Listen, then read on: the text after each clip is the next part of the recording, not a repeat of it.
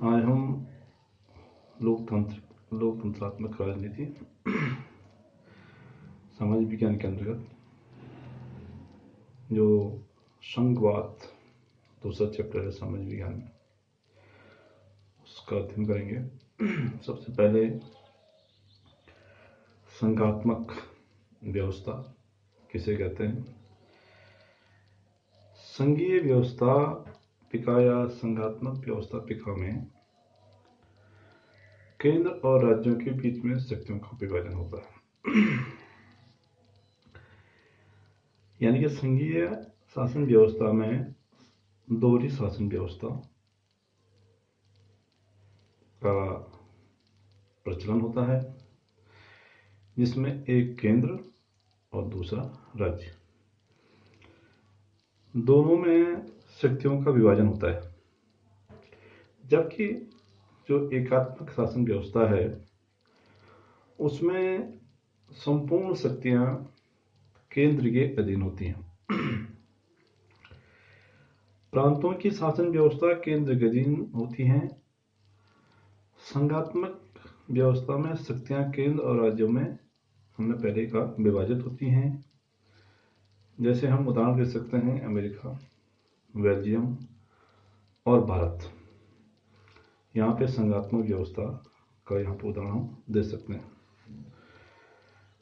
और एकात्मक शासन व्यवस्था के अंतर्गत हम ब्रिटेन और श्रीलंका का उदाहरण दे सकते हैं। तो पहला अंतर तो एकात्मक और संघात्मक व्यवस्था में यह है। दूसरा जो अंतर है, संघात्मक शासन व्यवस्था में लिखित तथा कठोर संविधान का होना अत्यावश्यक है।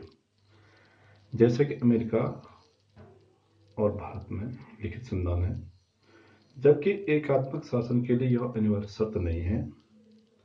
ब्रिटेन में अलिखित तथा लचीला संविधान पाया जाता है। जो तीसरा सबसे महत्वपूर्ण बिंदु है, संघात्मक शासन व्यवस्था में दोहरा संविधान तथा दोहरी नागरिकता का प्रावधान है। अब यहाँ पे थोड़ा सा बच्चे समझ नहीं पाते हैं। हम तो एक तरफ संघात्मक व्यवस्था की बात कर रहे हैं, तो भारत में तो एक ही संविधान है, एक ही नागरिकता है, तो फिर यहाँ पे संघात्मक व्यवस्था एकात्मक व्यवस्था क्यों नहीं। परंतु भारत में संघीय व्यवस्था के होने के बावजूद भी एकरी नागरिकता और एकरा संविधान है। एकात्मक शासन में एकरी नागरिकता तथा एकरा संविधान होता है। इसका मतलब यहाँ पे एकात्मक शासन व्यवस्था भी और संघात्मक शासन व्यवस्था दोनों ही हैं। चौथा है, संघात्मक शासन व्यवस्था में न्यायपालिका का स्वतंत्र तथा निष्पक्ष होना बहुत ही आवश्यक है, जबकि एकात्मक शासन व्यवस्था में यह आवश्यक नहीं है। तो हमने देखा जो संविधान है, संविधान द्वारा स्वतंत्र और निष्पक्ष एवं सर्वोच्च न्यायालय की स्थापना की गई है। संविधान की सुरक्षा का दायित्व भी न्यायपालिका के को सौंपा गया है। न्यायपालिका ऐसे किसी भी कानून को अवैध घोषित कर सकती है जो संविधान के अनुच्छेदों का उल्लंघन करता है। तो संघीय जो ढांचा है, फेडरल स्ट्रक्चर है, जो उसकी जो प्रमुख विशेषताएं हैं वह भारत के परिप्रेक्ष्य में हम इस प्रकार से कह सकते हैं। पहला है लिखित एवं कठोर संविधान। दूसरा, शक्तियों का विभाजन केंद्र और राज्यों में। और तीसरा है स्वतंत्र और निष्पक्ष न्यायपालिका। चौथा है एकात्मक की ओर झुकी संघात्मक व्यवस्था। जैसे हमने ऊपर उदाहरण दिया था आपको कि यहाँ पे एक ही जो एकरी नागरिकता है और एक ही संविधान है, तो वह जो एकात्मकता को प्रदर्शित करता है। इसीलिए एकात्मकता की ओर इसको झुका हुआ संघात्मक व्यवस्था के नाम से भी इसको जाना जाता है। प्रश्न आता है, इकाई नागरिकता तथा एकरा संविधान। राज्यसभा में राज्यों का असमान प्रतिनिधित्व जो हमारा राज्यसभा है उसमें अलग अलग राज्यों में अलग अलग प्रतिनिधि जो है चुन के आते हैं, और संसद में इस प्रकार से समान प्रतिनिधित्व नहीं है। राज्यों को अपनी भाषा और लिपि बनाने रखने का अधिकार है। तो इस प्रकार से हमने इसकी प्रमुख विशेषताएं आपको बताएं। उसके अतिरिक्त भारतीय संघ संपूर्ण भारत के लिए एकीकृत न्यायालय की व्यवस्था यहाँ पे की गई है। संसद के उच्च सदन राज्यसभा में राज्यों को समान प्रतिनिधित्व के आधार स्थान पर आनुपातिक प्रतिनिधित्व दिया गया है। संघ की कार्यपालिका के अध्यक्ष राष्ट्रपति द्वारा राज्य के प्रमुख राज्यपालों की नियुक्ति की व्यवस्था की गई है।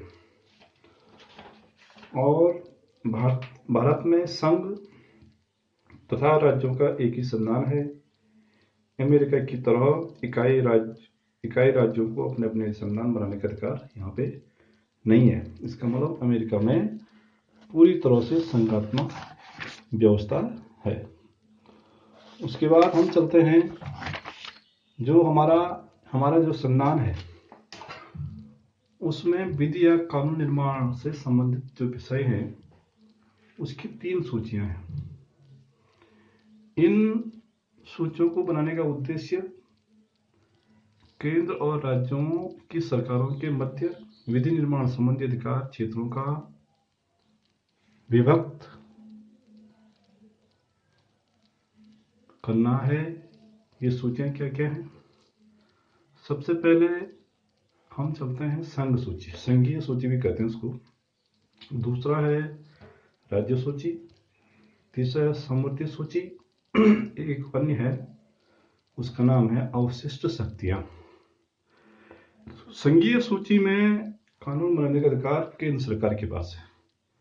केंद्र सरकार इस पर सिर्फ कानून बना सकती है।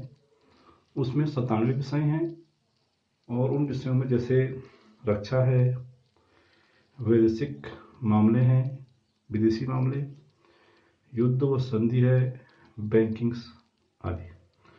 राज्य सूची में राज्यों को अधिकार है। राज्य अपने यहाँ पर कुछ विषय राज्यों को दिए गए हैं जिन पे वो कानून बना सकती है।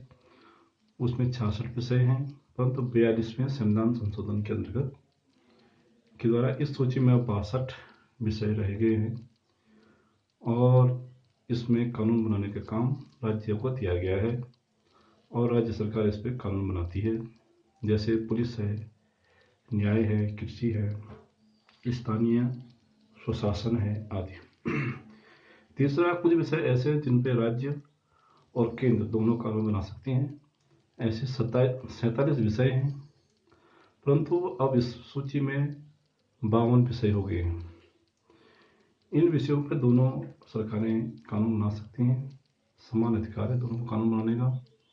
और इनमें जैसे इस सूची में प्रमुख विषय फौजदारी, विधि प्रक्रिया, शिक्षा, विवाह, न्याय, ट्रस्ट और वन इत्यादि आते हैं। यानी शिक्षा पे जो है राज्य सरकार और केंद्र सरकार दोनों ही कानून बना सकते हैं। यह समवर्ती सूची में रखा गया है दोनों, जिसमें 2 राज्य और केंद्र सरकार जो है कानून बना सकती है।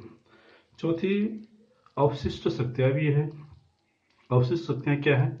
यदि कोई विषय उपयुक्त तीनों सूचियों में सम्मिलित न हो तो वह अवशिष्ट विषय कहा जाता है, और इस पर कानून बनाने का अधिकार केवल संघ सरकार को ही निहित होता है।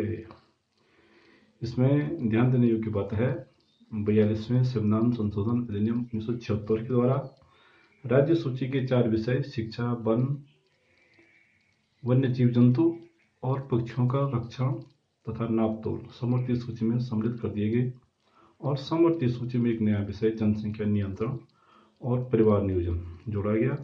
अब समवर्ती सूची में 52 विषय और राज्य सूची में 62 विषय रह गए।